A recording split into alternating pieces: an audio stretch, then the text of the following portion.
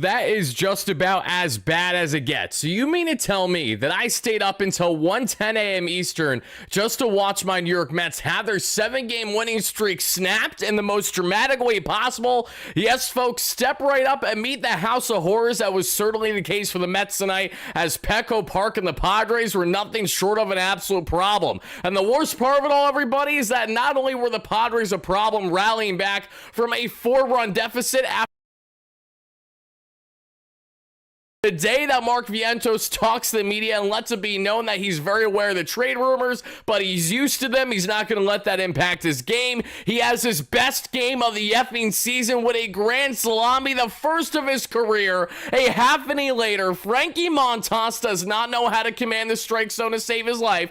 Horrendous errors committed by this team, especially on the pitching end. Not only that we saw earlier in this ball game, including Brazaban not backing up first base there after Frankie Montas was pulled from this ball game. Then we get ourselves to the 9th inning. Ronnie Mauricio, for the second time in as many nights, rips himself a bomb, and it still doesn't matter. The Mets tie at 6-6 a half inning later. Gregory Soto's in the 9th inning for the first time for the Mets this year, and we all knew that Gregory Soto in the 9th inning is probably not a smart idea. He botches the throw at second base. That run would come in his score. It's it wasn't Iglesias, it was Jose Iglesias, because of course Jose was a game-winning run there as the pinch hitter there that we saw in the 9th inning. Folks, I got a lot to break down. You guys have a lot to say. We have a lot to get into in this one. What is a beyond frustrating loss here for the Mets? And listen, it's their first loss in over a week. I can only complain so much as a Mets fan, but the context of this ball game was absolutely absurd. When I tell you that not only was this a seesaw between the Mets and the Padres, Dylan Cease is towing the rubber here, facing off for the Mets here. Who do they have? Frankie Montas. And Montas was yet again as advertised. Gave some innings where he looked good, and then we saw Frankie cannot get out of his own mess yet again. More of the same nonsensical problems. And then the biggest problem that obviously goes without saying, guys, it's on the thumbnail, depending on when you clicked on this video. It's these Helen Kellers you call umpires that continue to go out there, single-handedly dictate ball games. And what I tell you that this umpire was horrendous for both sides is 1000% true. But Juan Soto with a little bit of the homecoming back in Slam Diego, and he gets brutal calls not once but twice. The first one was a bit more borderline. The second one was egregious there right at the chin, and instead the umpire has the audacity, the cojones. Why? Because he has the effing umpires union to back him. That's why I cannot stand these schmucks, and that is why we need to be able to challenge these calls for how egregious as they are. And you see this, you know what, sorry SOB stared down Juan Soto like he had a point to prove after punching him out on 3 pitches, and after seeing that strike 3 so egregious that even Moron, the flame-throwing southpaw that threw the pitch, even himself was reacting like, what are you doing here, umpire? You had no clue what you were doing. What a horrendous game by the umpire. What a brutal blow for the Mets, who had a 4-run lead and absolutely let it all get squandered away a half inning later. A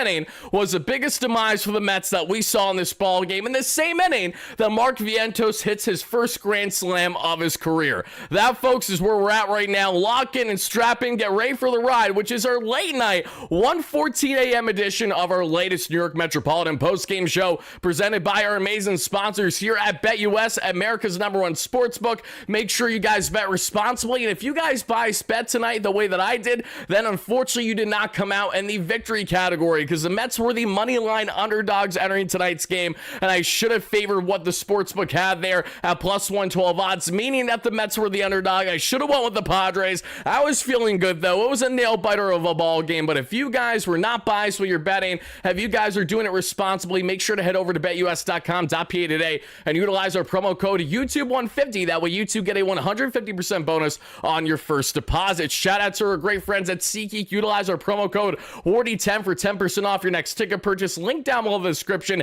And Moomoo, the official trading platform of the New York Mets, but more on them later on in this one. Let's get a temperature check going right now. Show balls and strikes. Oh, they were horrendous, Killa, but we most certainly will show you at least one of the most egregious calls, actually the most egregious call by this umpire tonight. And this is saying a lot because this is the same man who was having the worst calls imaginable on WardyNYM before getting set up there for Juan Soto. We saw Juan Soto more hot-headed, more pissed than any other game so far this season with the strike zone. So much so that Carlos Mendoza felt inclined enough to basically sacrifice himself to get ejected by the same umpire to make sure that Juan stayed in the ball game. Little did we know that we should have just let Juan get ejected from the start there, because what do we see? We see Juan Soto stay in the ball game and Juan Soto get caught on strikes in something that was even worse than what we saw there prior. Carlos Mendoza obviously isn't happy, so we're going to hear from Carlos Mendoza as he's going to share his key remarks here with the media in just a second. But guys, we're going to break down all that transpired in this very frustrating but absolutely insane,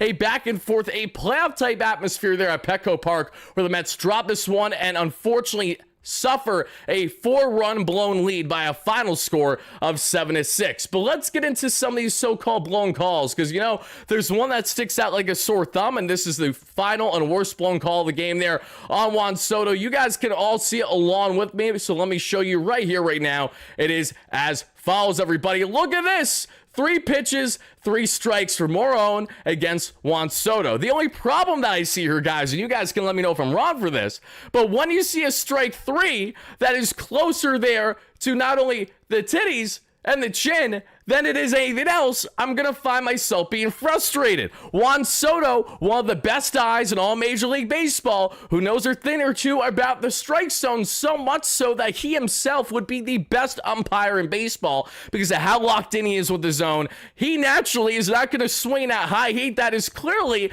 not a pitch in the strike zone. Instead, that is called strike 3. That is where things truly got from bad to worse, and this was before the Ronnie Mauricio masterclass of the game-tying bomb. But still, everybody, what a frustrating game, especially to stay up late night here on the East Coast for. I know plenty of you guys are going to be watching this on replay after the fact as you're waking up in the AM. If you guys did not stay up for this game, then obviously you're certainly feeling pretty happy, and I know that this one for both sides. That's not the point. The point that I'm trying to make is that how egregious it was specifically against Juan Soto that we saw in this one. The first call, that was borderline. That's a call that, you know, Juan, honestly, that's a pitch where I could see a normal batter trying to hack away a little bit because it's too close to take. Juan is perfect when it comes to his eye in the strike zone, so it's not surprising to see him not really bite much outside of the zone. But anything borderline, Juan usually is going to kind of keep to his zone and hope that the umpire has the best interest in himself. Unfortunately, that wasn't the case today. That was far from the case, as a matter of fact. That, along with not only horrendous errors by Gregory Soto and the other Mets pitcher that we saw, Huascar Brosban, further proving exactly why the Mets need to add more quality into this Mets bullpen yesterday. And offensively for this Mets team, there were some things to be happy about, but it was really Mark Vientos from start to finish as that key standout, everybody. But as we take a look, we're going to break down what I liked and what I didn't like about Frankie Montas's 4.1 inning, 5 earned run outing, horrendous earned run outing that we see there. 2 walks, 3 strikeouts, a 5.46 ERA now on the year for Montas. Brosban, as I said, could not get out of his own mess, so there's a lot that we're going to complain about there. Rico Garcia further proving that he's the latest David Stearns masterclass of a sneaky reliever pickup going back to this past offseason. He absolutely shit the bed, pardon my French, for the Yankees in his one outing after being picked up from the Mets a couple weeks ago. He gets picked up by the Mets after one bad outing with the Yankees, and he has since pitched over 4 scoreless innings for the Mets since he arrived back with the Mets in Flushing, Queens. Rico, we love to have you. Ryan Stanek did his job, and Gregory Soto, I just did not like Soto in the 9th inning to begin with, but I knew the Mets really didn't have any other options that they wanted to go to there, so that wasn't overly shocking to see. What bothered me most about Soto, though, was after he faced the early jam there in the 9th inning, was that bot job of a throw there at second base. If that throw doesn't happen, he potentially gets out of that inning unscathed and gets out of his own mess. Instead, it's former friend, now foe, and OMG, more like, oh my God, no, well, Jose Iglesias gets the game-winning run, and that is how the Padres win this one. Offensively, we're going to break down what happened here. This is how the ball game ended, and as you guys can see there, Mr. Mark Vientos, Mark had himself one of the best games, if not the best game of the season for him. A multi-hit game. He should have had 2 home runs, but Nando robbed him of 1 before he ultimately hit his grand salami not long after, and at bat after, as a matter of fact. So we're going to talk about the highs and lows and everything that you guys need to know on the offensive end from this one. But I want to see on a scale of 1 to 10, everyone chime in the live show right now, everybody. Let's get the temperature check going, and I have the following question asked to each and every one of you. It is as follows. When we think of the worst losses the Mets have sustained this season, where is this up there? Because in my opinion, this is right up there with some of the worst losses that we've seen the Mets have, including some of those brutal losses that we saw there in DC against the Nationals, where the Mets split that road trip, some of the very frustrating losses there in LA against the Dodgers, where the Mets split that road trip as well, when, mind you, they were blowing the lead there in the 9th inning, what felt like every single game. Where would you guys have tonight's loss on the scale of worst losses for the Mets so far this year? I'm really, really curious where you guys would have it. And again, thank you guys kindly for hitting that like and subscribe on your way in as we're breaking down the latest of Mets land. And in this case, unfortunately, we're getting into the first loss in right around a calendar week or so for the Mets, dropping this one by a final score of 7-6. As I said, we're going to get into plenty with this one when it comes to everything that happened, from the highs to the lows and everything in between. And what we see here, like 3rd or 4th worst, says Mario in the chat, it's definitely top 5. I would agree there. I'm not going to say it's the worst loss of the year, but it's up there with one of the most frustrating for sure. And the context of who you're playing, I think, is very important. You know, I said heading in this series in our content that dropped earlier today, guys, make sure to check it out in case you haven't already, for all the latest in the Mets news and rumor front. And that was the fact that this is a massive test for the Mets here in Petco Park. The Padres aren't the best team in the National League, but they're certainly one of. And we know how much of a thorn in the side this Padres team can be. The Friars can rake when they're right. And it's funny saying that, considering that they entered this ball game with right around the 20th ranked offense there in baseball, are certainly, in that range. So the Padres have not been known for their bats this year, as they've struggled a lot with the consistency, but it's been that pitching that has certainly carried the way. And not only did their pitching look solid, as Dylan Cease, even after taking a 99-mile-per-hour one hop of a ground out there from Francisco Lindor. Lindor got to second base out of it, but it would have been a ground out if it was played by Cease. Instead, it hits the back of Buddy's head, and Dylan Cease, who the Mets would love to add to the rotation among many other teams, stayed in this ball game and was rock solid for the San Diego Padres.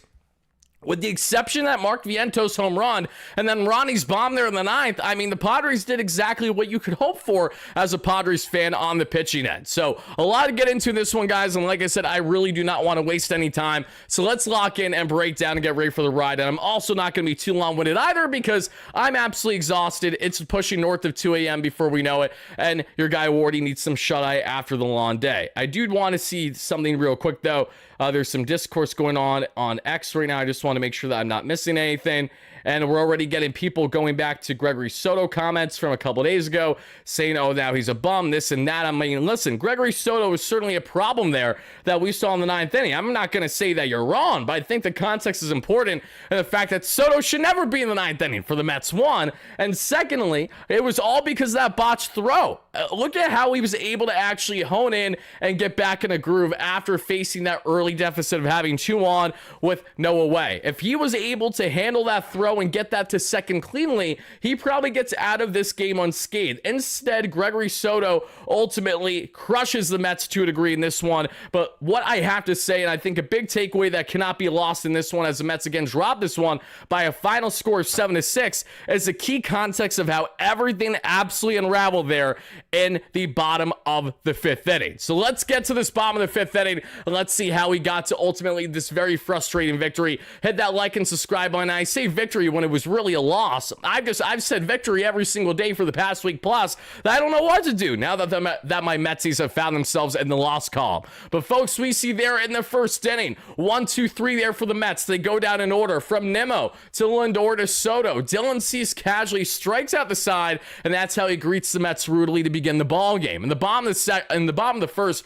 we would see Luis Ariz, what they went out saying single, and that's all she wrote then, as Manny Machado would ground into a double play to end it for the inning. In the second, we would see Mark Vientos rip himself a single in his first at-bat of the day. Mark, who spoke to the media pregame today and let it be known how, even while he's swinging the bat better, he's seen less and less playing time. So he's obviously aware of how the Mets are limiting his playing time right now, and he's very aware of the trade rumors. But I love the fact that Mark spoke to the media, and Will Salmon of The Athletic in particular, and stated, he's not opposed to the trade rumors in the sense that he's used to that. It's such a part of the norm in his career. He's used to hearing these rumors every single year, so he's not going to let that impact his game now. I mean, that would be silly of him to. And if anything, I think Mark Vientos just got the fire under his ass that he's so desperately needed to showcase his abilities, to showcase and say, hey, why the Mets should keep him, or say, hey, why the Mets should go ahead and trade him while he still has solid value. Either way, Mark Vientos just casually had his best game of the season, and we certainly have to appreciate that for what it was. McNeil, however, got on with a walk prior, so from McNeil with a walk to Vientos with a single,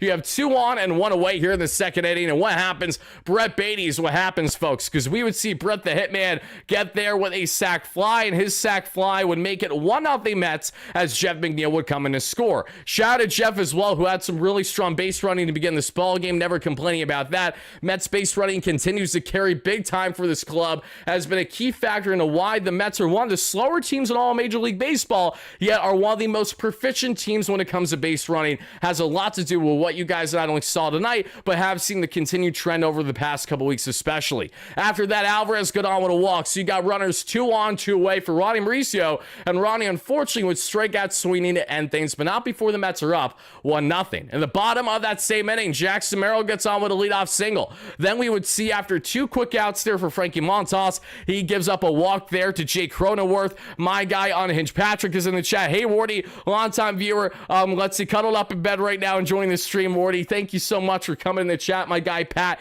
Can't wait to see you there at Wardy Day. And if you guys want to check out Wardy Day, make sure to check out our tickets that are still available in the description down below. One of the top links, Wardy Day tickets here. Click on them. We have less than 10 available, everybody, to hang out with your guy Wardy. August 1st, Mets Giants here at Citi Field. Hope to see you guys there. Love you, Pat. Thank you for chiming in. We appreciate that. Noah, if you got a question, relay in the chat, my guy, and I'll do my best to answer it for you as quick as I can.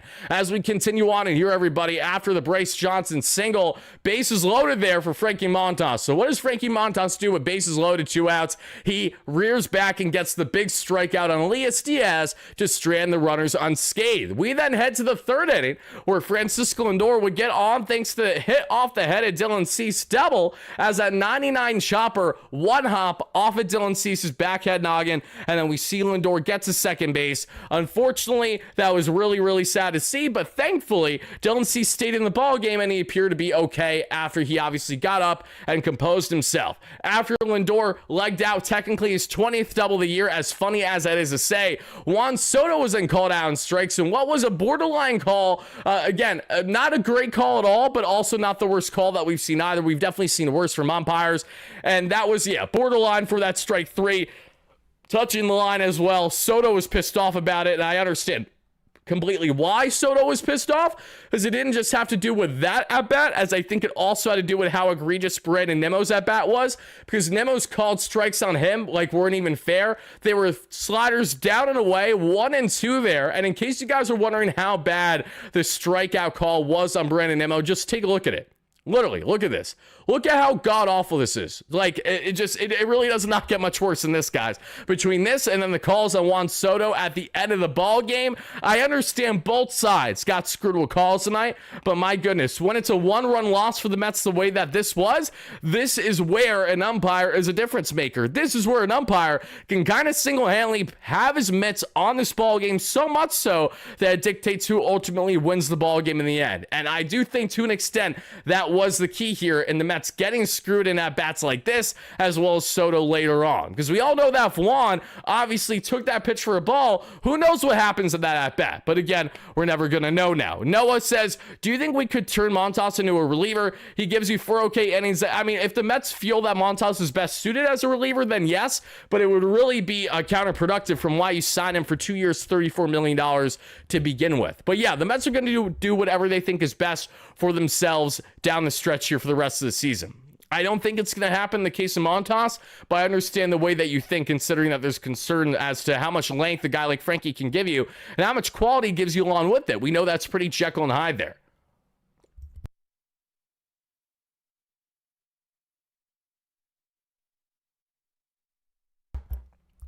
But as we all saw, everybody, that that Juan Soto called strike 3 had Juan so heated that Carlos Mendoza had to come in and really try to calm him down. And to talk more about Carlos Mendoza, everybody, let's see what Mets skipper had to say about being ejected and ultimately about this entire process. Let's see what Mr. Carlos Mendoza had to say.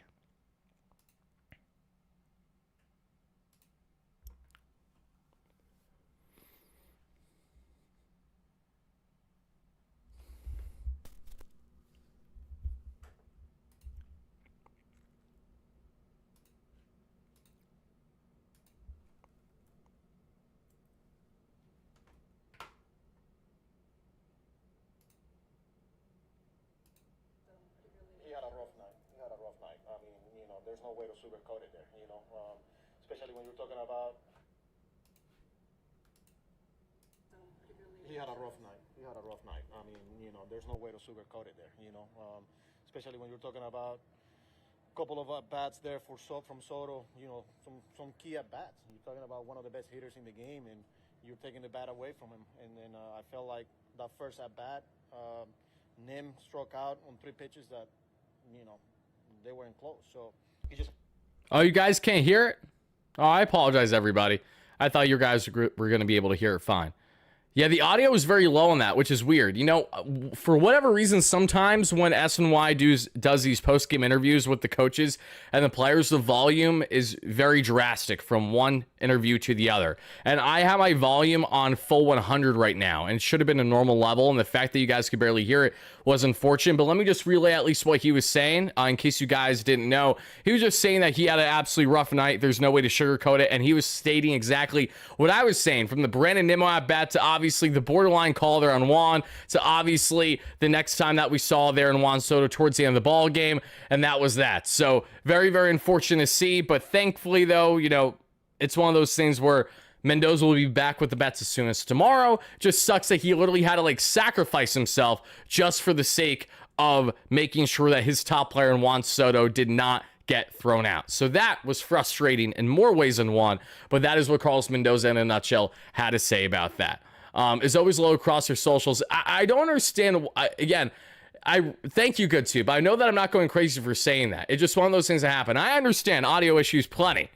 I know that better than most, but hopefully that's something that can get fixed next time around. Sorry I lost my Padres tonight, but hope you're doing good, bro. I appreciate it. 3 Kings Productions. We've had some very kind Padres fans chime in tonight, so to everyone that's chimed in from Hogwatch especially, I appreciate you guys. You guys are absolutely electric. I have a lot of awesome followers in the Padres community over the past couple of years, building friendships and relationships there. Tonight sucked, guys. I mean, if you're a Padres fan, you're obviously feeling electric about coming back 4 runs against this Mets team when the Mets were the hottest team in all the National League right now, one of the best in baseball. And for us Mets fans, this is a loss that you just feel like you shot yourself in the foot and you have yourself to blame more than anything. Not ourselves, actually, but just the product of how we had the turnout the way that we did in this ball game. It felt like the Mets absolutely could have had this in the bag, and they didn't have everything and anything imaginable go wrong a half inning after they got that 4-run lead. PB9, great member. All need to be signing off now. You have a great night, PB9. Thank you so much for chiming in, as always. Rebecca Ellen, great member. Thank you for chiming in. Everyone watching live, replay, Juan Diaz, great member. I appreciate that. All you guys, hit that like and subscribe on your way, and let me know all your initial reactions and thoughts to tonight's frustrating loss for the first time in right around a calendar week or so. Wardy, when we lose, we gift wrap games away. Yeah, it really is frustrating. I like the way that you said that as well. We gift wrap games away. We really do. The Mets find absurd ways to lose. And on one hand, you say to yourself, okay, the Mets beat themselves. Outside of the umpires being a schmuck, they beat themselves. That's encouraging in the sense that, okay, that's something you can fix, versus it being, oh, the Padres are clearly the better team. I did not come out of this ballgame thinking that. Did you guys come out of this ballgame thinking that the Padres were clearly the better team? I did not think that for 1 second. I thought the Padres did a very good job in rallying back, and they deserve credit for that. But no. did I not think that the Mets were not still the better team. I absolutely still think the Mets are the better team here. And that isn't just because of their current record at 62-45 versus the Padres at 58-49, as it has a lot more to do with how well-rounded I think this Mets team is when they are actually right. Tonight was just not a good example when it came to the offense. You did not have enough going outside of Vientos, obviously, there. And, I mean, look, it was the Beatty sack fly. You literally did not have enough going when it came to hitting with runners in scoring position otherwise. And the Mets were 1 for 7 with runners in scoring position. This is a continued problem for them, and we know that. That's why we're not shocked to see that the Mets are connected to guys like Luis Robert, who had a 2-run opposite field bomb against the Phillies today, and the White Sox victory against the Phillies, because I believe that one they won that game. And Brandon Lowe there, all-star second baseman from the Tampa Bay Rays, the Mets appear to have a good amount of interest in. So if you guys want to check out my content on both those players from this past day, make sure you do so after you're watching this live Metropolitan breakdown. But as we get back into breaking down this loss for the Mets, unfortunately, Lindor get on with the double, and that's all she wrote there for the third inning. Soto and Alonso strike out back-to-back. Mendy's thrown out, as I stated, and that's that. Here in the bottom of the third, we would see with 2 outs, Manny Machado gets on with a hit by a pitch. Thankfully, Manny would be okay, and he would actually steal his 9th bag of the year. And then Jackson Merrill gets on with a walk to set the stage for Mr. Xander Bogaerts, as Xander would rip himself an RBI single because, of course, Bogaerts, who has one of the worst contracts in all Major League Baseball, has to make himself look like he was actually worth that value tonight with a multi-hit game against this Mets club. Xander's single there that we saw ripped up the middle, tied the ball game 1-1. Gavin Sheets struck out, but not before the ball game was all tied up. Albert with the $5 hollow. So who stays, who goes, and who comes? Obviously, we need some fixing for sure. I think, obviously, one of these infielders is parted with when we look at, immediate guys that could be traded. And it appears that guys in Vientos and Acuna are the leaders of the pack to be dealt out of that group as of now, should someone be traded. Who's coming to the Mets? I think the Mets are going to be landing a starter. I think the Mets land a high-quality reliever. And I think the Mets land one bat. I think the Mets still have 3+ moves on the horizon for them at minimum from now up until the deadline. Thank you so much for that donation. Thomas with the $5 hollow says they need to trade for a top of the rotation starter with an ERA under 3 who pitches 7 innings consistently. Funny enough, if we exclude the under 3 ERA, Dylan Cease really fits that category, but the Padres aren't just going to trade him for the sake of trading him. They're only going to trade him if it really makes sense for the club right now. And that means by getting an actual return that's going to help them now. Like, they would love a Mark Vientos, but you don't want to trade Mark Vientos to the Padres because you know that's going to come back to bite you.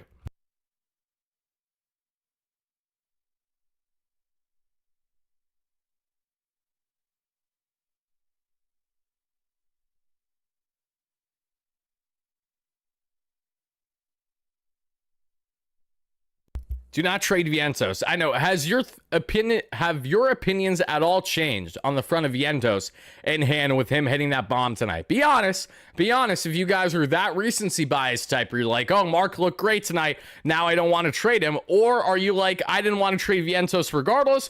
Or are you like, I actually want Vientos traded still, regardless of the fact that he hit that grand slam tonight? Spam in the live chat what your thoughts are on that from front, everybody. And thank you guys kindly for doing exactly that.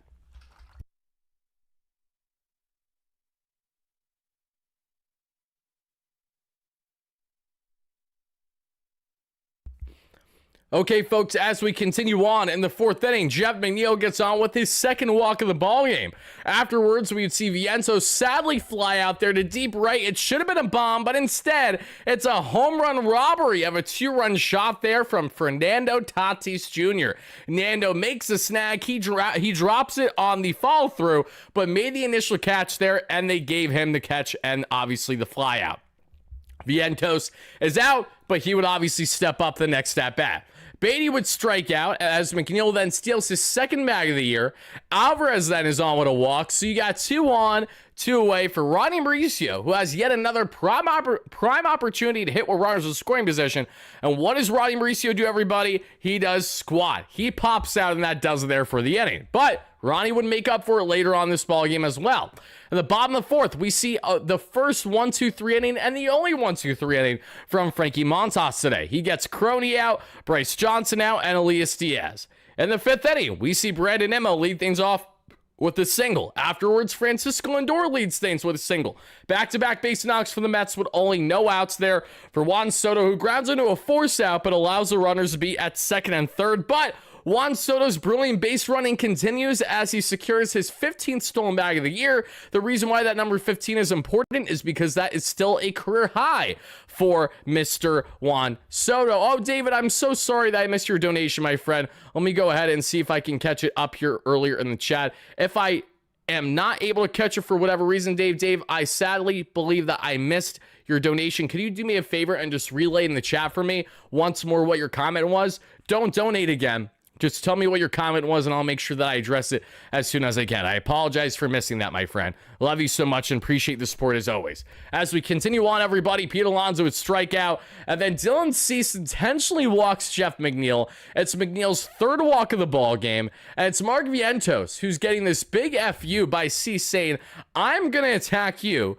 because I know that you're an easier at-bat to obviously go ahead and challenge versus Jeff McNeil. And Mark Vientos didn't take kindly to that. As a matter of fact, Mark Vientos instead took a fastball upstairs, up and away, and he rips that for an absolute nuke. There we go, everybody. Mark Vientos, more like Swaggy V, goes ahead and rips himself his first grand salami of his career. 105 off the bat, 385 feet. Mark Vientos gets all of that bad boy, folks. And the Mets would go on to have themselves initially at the time of this ball game a 5-1 lead. Now, I felt great as Vientos hit that home run, but I also knew that there was a lot more baseball to still be had in this ball game, and sadly, we would have loved if this was, say, in the 7th or 8th inning already, and it wasn't, and that's where there was too much time on the clock for the Padres to rally right back the way that they did in this one. We got my guy Stephen A in the chat. How are we doing, Stephen? It was very frustrating. It pissed me the hell off. I mean, how can you not be pissed off? The only good thing I can say about tonight's loss is that it's always a humbling one.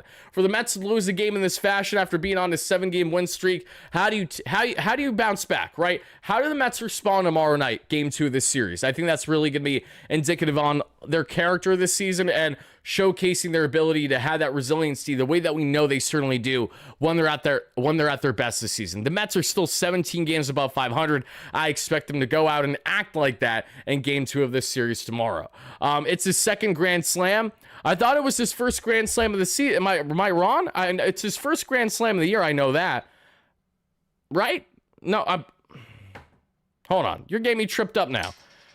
I know it's Mark's first grand slam of the year. Is it Mark's first grand slam of his career, though? It might be his second. It's most certainly his first of the season, though. I know that for a fact.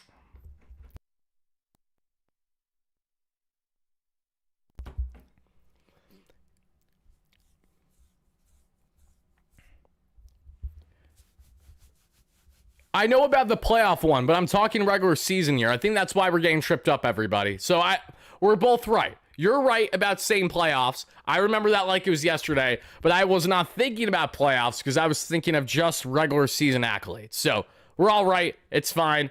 There we go. Mark Vientos rips his 7th home run of the year, his first technical grand slam of the regular season. However, his second professional grand slam there at the major league level because he did it in postseason play as well. Outside of that grand slam, the Mets do nothing else for the inning. In the bottom of the 5th, this is where all hell breaks loose, everybody. No, it's not an exaggeration. It starts with a Fernando Tatis Jr. double that hits off of Brett Beatty's foot. Beatty slides, as mind you, he's playing between second and first because he's getting the start at second base again today. When Mauricio at third, he slides to try to make the play, and he boots it. It hits off of his foot, and it goes in there into shallow right field. That allows Nando to get to second base without a problem. And right away, everybody, we would see Nando there, his 8th double of the year, and Luis Arraez doing something that Luis Arraez basically never does, and that's ripping a freaking bomb. And when I tell you he ripped a bomb, I wasn't even mad about the pitch placement by Montas. That is what made this all the more frustrating. It was a 95 pitch inside. It was so inside there on the 4-seam. And Arraez just turned on that thing like he knew it was coming. And oh my God, was it a bomb. Just under 400 feet there for Arraez. 99 miles per hour, and that initially made it a 5-3 lead for the Mets, but you guys could feel the pressure right away and the momentum starting to now trend in the Padres' favor, because after that bomb by Arraez, Manny Machado would get himself a single, then Jackson Merrill pops out, then Xander Bogaerts. Mind you, it's Xander Bogaerts, a guy who entered this ball game with an OPS around 720. The same man who's been on the most aging like milk contract in all the National League, or at least one of them. He rips his 24th double of the year, and here comes Huascar Brazoban. As Brazo comes in to try to clean up Frankie Montas's mess. The only problem that we have here is that Huascar Brazoban is not the guy that you out on Gavin Sheets. All Brazoban needed to do was back up first base. All he had to do was back up first base. Pete Alonso looking more and more like a Gold Glove first baseman by the second there that we see with a gorgeous play there down the line at first. He spins, he makes a snag, and he makes the lollipop throw, but it's okay, that's a lollipop throw as long as Huascar's there, and he's not even close. Safe is Jake Cronenworth. He gets on with an infield single. The Padres make it a one-run ball game, and it would get bad to worse as Bryce Johnson then rips himself a single on a ground ball. That ties the ball game 5-5. Horrendous job by Brazo, who can't back up first base. Then you mean to tell me that he gives up the single? Then he's looking like Wild Thing as he gives up the effing single to Elias Diaz, who rips that to left. Diaz makes it 6-5 Padres, and as I said, it got from bad to worse. Brazoban with the wild pitch and whoop the effing do. It allows runners at second and third there. Nando gets on with a walk, and we get back to who started this inning and who began the unravelment of the Mets, and Luis Arraez. Luis Arraez, who began this inning with a home run. What does Arraez do here? Thankfully, flies out, but not before, and a complete 4-run deficit is erased by the Padres, and they are now up 1 run in this ball game, 6-5. Albert with the $2 holla. Thank you so much, Albert. Isamir, does Soto remind you of Hanzo Robles? Gregory Soto? Oh, don't say that. Do not say that. No, the last thing we need is to have that man. No. Hanzo Robles, all I can think about is him pointing the sky out of every pop fly, and what really is a home run, he's acting like an easy pop out. You guys know the drill there with the Hanzo Robles pointing up to the sky. Oh my God. No, don't even say that name again in association with Gregory Soto. That sickens me. But guys, as we get on from there, the Mets are down by 1. And the flamethrowing Adrian Marejón is coming in. So you're not feeling too confident, right? You got a flamethrowing southpaw touching a hundo like Gregory Soto, but better is the best way to explain Marejón. He is one of the best southpaw relievers in all Major League Baseball. Buddy has a 1.66 ERA this year. And it showed there in the 6th inning as he struck out Francisco Alvarez. He gets a fly out on Mauricio. And mind you, this should have been a nice hit, but it's Fernando Tatis Jr. with the electric defense and right yet again, this time making a gorgeous sliding catch to Rob Ronnie there. And then Brandon Nimmo is called out on strikes, folks, and that does it there for the inning. But Nimmo, mind you, the last time that he was called out on strikes, a lot of them were horrendous. And the worst part again is that called strike 3 is a sinker down and away that was more ball than anything else. It just nipped the bottom right corner, so still too close to take. But oh my goodness gracious, so much borderline calls by the schmuck of an umpire in this ball game. As we continue on, the bottom of 6, everybody, Rico Garcia comes in. And as I said earlier, and I'll say it again, Rico Garcia is a dog. I love Rico Garcia. He gives up a single to Manny Machado. Then he strikes out Jackson Merrill. Then he strikes out Xander Bogaerts. He gives up a walk to Gavin Sheets, but it doesn't matter because he strikes out Jake Cronenworth. And what does Rico Garcia do so well with every single strikeout in this inning?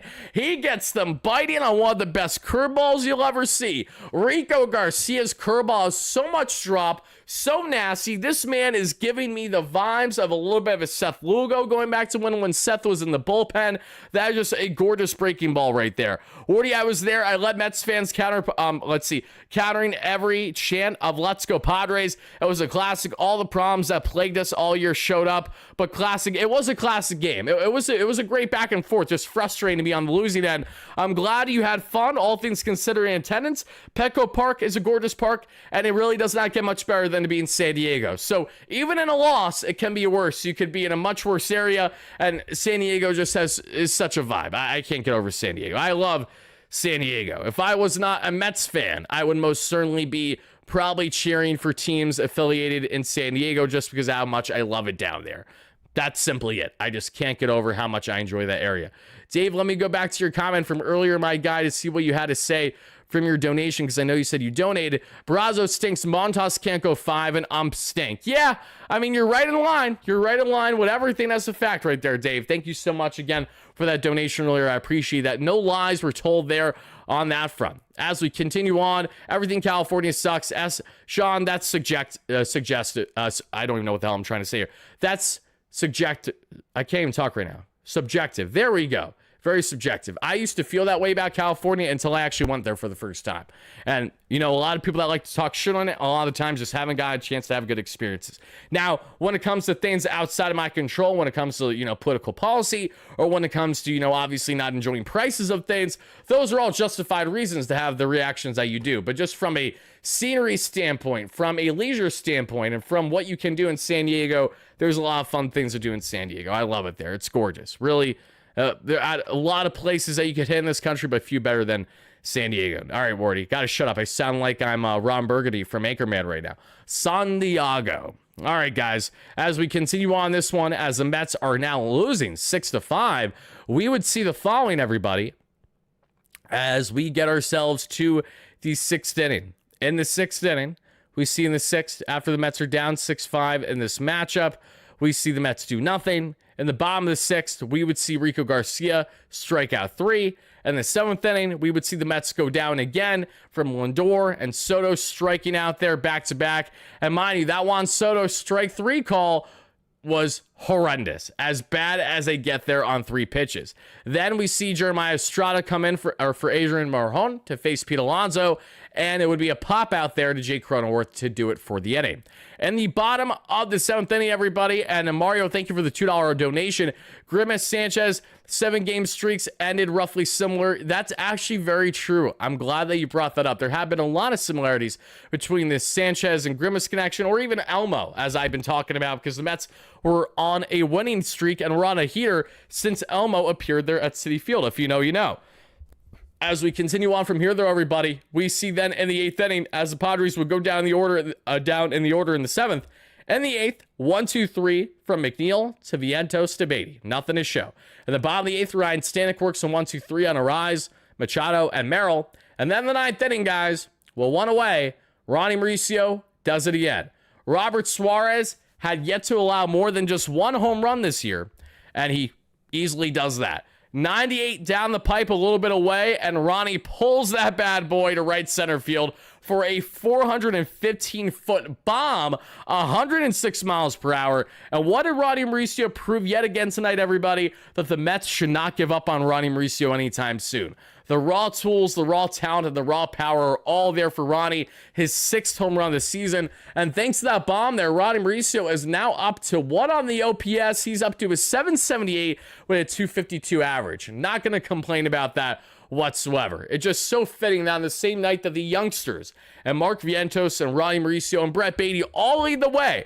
They're all the factors behind the Mets scoring their runs in this one. Yet even then, what we see is the Mets lose this one in extras. I have the lobster, Bobby. I just don't have it currently beside me right now, but I do have it, and I need to put it on the wall behind me. I will take the blame for the winning streak coming to an end because I forgot to put my lobster on the wall. If you don't know that inside joke, that goes back to when I was away on a little bit of vacation, and my backdrop had a bunch of these lobsters on the wall, and a lot of you guys were getting a kick out of it, so I said I'd bring one of them back to actually keep on my wall there for the show, and I have it with me. I just don't actually have it right now to show you guys, so I apologize for that. But as we continue on, everybody, let's get into this one. In the 9th inning, Ronnie Mauricio ties it 9-9. Then in the bottom of the 9th inning, everybody, and you know I said we lost in extras. I don't know why I said that. We didn't lose in extras. It just kind of felt that way because it was a 9th, 10th inning vibe going on there. And Gregory Soto comes in. He gives up a single right away to Xander. And then we see Jose Iglesias comes in, pinch runner, pinch hitter. He gets on. Everyone's safe. 2 on, no away, because Iglesias puts down the sacrifice bunt, and Gregory Soto botches a throw there at second base. A horrendous throw at second base, and everybody is safe in doing so. Then Jake Cronenworth grounds into a force out, and then we would see Bryce Johnson call down strikes. What was a gorgeous backdoor slider there by Mr. Gregory Soto 2 away. All we need is one final out. Elias Diaz, however, rips a single there to the left side. He is your walk-off hero. Diaz takes a 96 sinker right down the pipe, middle. I'm sorry, but when Gregory's serving up meatballs, that is going to be the reality of it, everybody. So that sucks to see. The Mets go on to lose this one by a final score of 7-6, and that is that, everybody. As you guys can see on the pitching end, Frankie Montas did not have it overly in this one, and that was frustrating. Another stereotypical night for Frankie Montas, where you saw some good, some Houdini magic working out of jams, and then you certainly saw some bad. And when we evaluate Montas and his arsenal night, he had the four-seam fastball that he utilized 30% of the time, topped out 97, sat right around 95.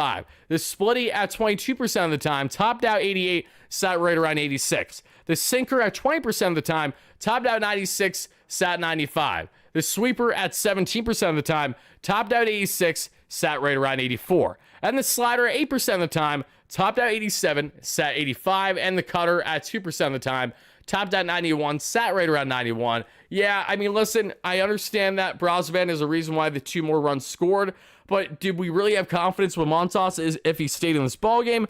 No, of course we didn't. So Frankie Montas is getting nothing more than a 4 out of 10 from your guy Wardy, and maybe I'm being generous in saying that as well. Another underwhelming outing for the $34 million man, and I know a lot of Mets fans have been quick to judge David Stearns with a lot of the moves that he makes, but there's one move that I think you could judge most just based on the return on investment has been far from there since we've signed him. It's Frankie Montas so far. Pitching acquisitions outside of guys that were already in the organization, there's not a whole lot to show there for David Stearns with the exception of Griffin Canning and the flashes of Clay Holmes. When you look at not only Frankie Montas, you also look at Paul Blackburn from last year. Paul just finished his rehab outing, so we're going to see if he comes back to the Mets soon. It would be great if David Stearns can go out here and actually make a statement and go out and land a high-quality starter, a 1-3 starter, the way that the Mets are so desperately in the market for at the moment. Bullpen-wise, can't really give the bullpen a great grade today after allowing 2 earned runs there and a total of 4 innings. So for the bullpen today, because Rico Garcia was absolutely amazing, Stanek did his job as well. I'm going to go with a 6 out of 10 on the bullpen, mainly because of Rico. Otherwise, I did not love what I saw for the most part. Outside of the pitching, this is what we had on the offensive end, everybody, as this is how the ball game ended for the Mets. And the Mets on the offensive end had half the hits, less than half the hits that the Padres had. The Padres out-hit the Mets 14-6, and the Mets had an expected batting average of 184. So they did not deserve to win the ball game based on those metrics. And we see Brandon Nimmo 1 for 5 with the runs scored in this one, 260 average, 783 OPS.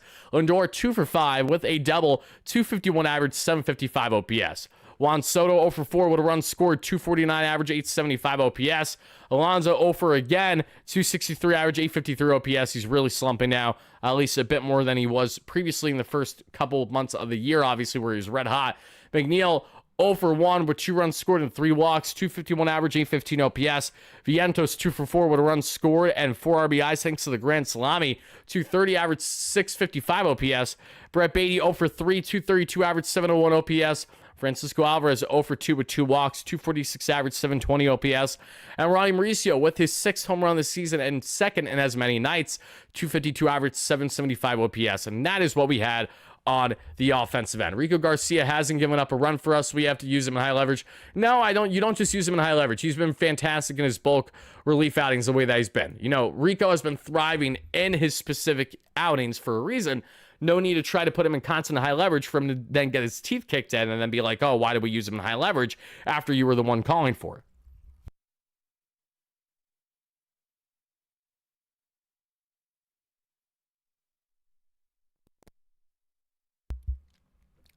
Folks, that's all I got for you. This was a very frustrating loss between bad fundamental play by the Mets, horrendous umpiring, not only horrendous umpiring, but just the Mets have blown 4-run leads multiple times this year. Out of all the run leads the Mets have blown, 4 runs have felt like the most constant that we've seen over the past month and a half. When we think of the worst losses the Mets have had this year, when blowing a lead, I feel like 4 runs has been right in the heart of where they've fallen in that category, unfortunately. So what do the Mets need to do as they head into tomorrow's matchup? You need the Simone Southpaw, the former Padre, now Met, and Mr. Shamanai to go out and shove for you. You need to try to get length from this man to hopefully give the Mets 6 or 7 innings tomorrow. And offensively, you need to wake the hell up. That's what you need to do. Because Mark Vientos, Brett Beatty, and Ronnie Mauricio are not going to carry this team every single time out there. It was great to see them all have their flashes today the way that they did, but the Mets need more balance from this lineup, and I would love to see a guy like Alvarez ball out for a big game tomorrow as well. I guess we will just have to wait and see on that front. Padres burner, I mean, that comment would have been more valid if you were in here an hour ago when it was like peak emotions of first losing. I mean, maybe get with the times, my friend. You're a little late on that one. Very, very, very fitting for a Padres fan and not be on time. Goes in hand with the Cali way. But guys and gals, that is going to do it for our latest post-game show. I want to thank you guys all so much for watching live and replay. If you guys found yourself enjoying the content, please make sure to hit a like and subscribe on your way out. Check out our Wardy Day tickets that are still available. Now we are down to 8 or 7 and counting, so you guys can check that out in the description down below and the pinned comment for our replay viewers. To our replay viewers, let us know all your key takeaways from this one. I greatly appreciate everybody in the comments down below. And this is your guy Wardy signing out. Let's see if the boys can bounce back tomorrow. We're on a 7-game heater. Get absolutely torched big time in what was a dramatic loss, 7-6 there in the 9th inning. Walk-off fashion by the Padres. Let's see what's next for the Mets here.